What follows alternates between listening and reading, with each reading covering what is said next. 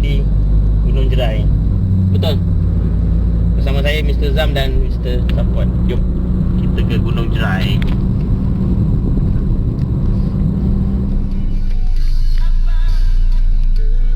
Jalan.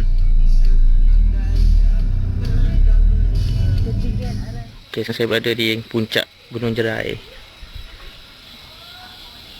dekat The Regency Jerai Hills.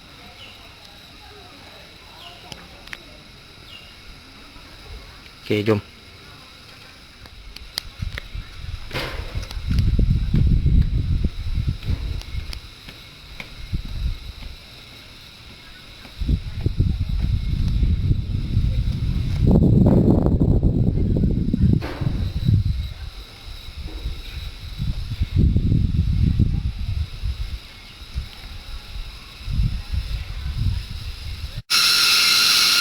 Dia tengok bunyi apa tu?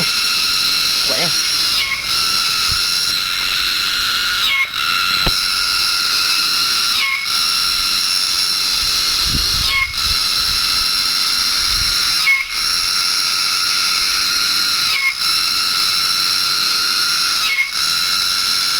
Bersama rakan saya, Cik Wan. Apa khabar Cik Wan? Ya, baik.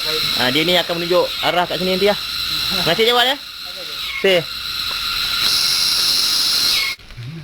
Binatang ni kot yang bunyi tadi.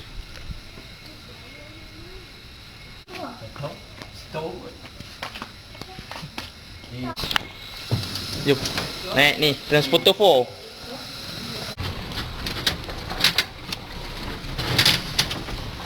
Ini tadi kita buat sini memang. Ni nak buat okey.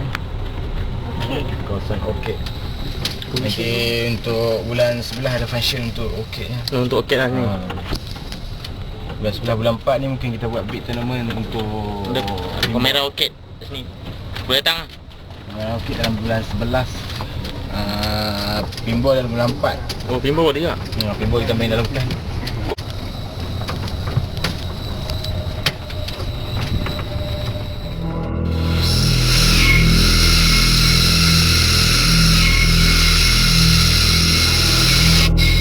Okay, sekarang ni saya berada di atas batu kapal.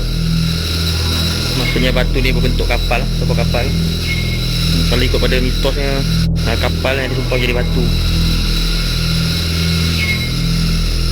Macam mana yang diorang boleh tahu ni kapal ni bang? Kalau kita tengok kat bawah lagi, Aha. kita akan nampak dia punya sikit lah. Dia akan bentuk dia macam tu. Oh, macam bentuk sebuah kapal lah. Ya, kapal. Oh. Wah, banyak. Ada 5 oh. 5 nipis. Ha?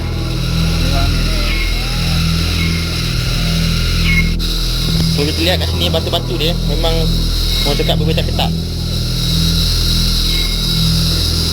Nampak ni. Batu ni berpetak-petak. Memang bentuk sebuah kapal.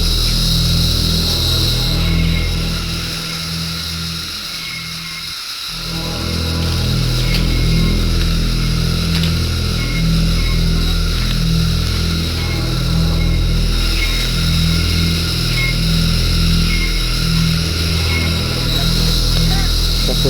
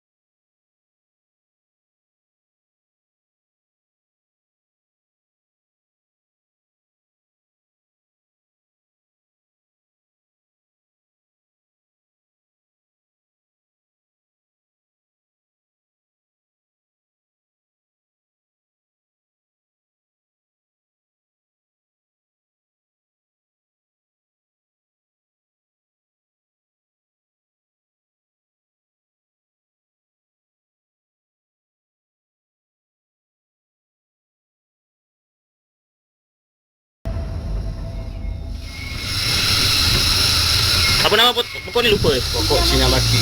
Boleh makan? Boleh? Atau macam bongkalau. Okay, saya try ya. Bismillah.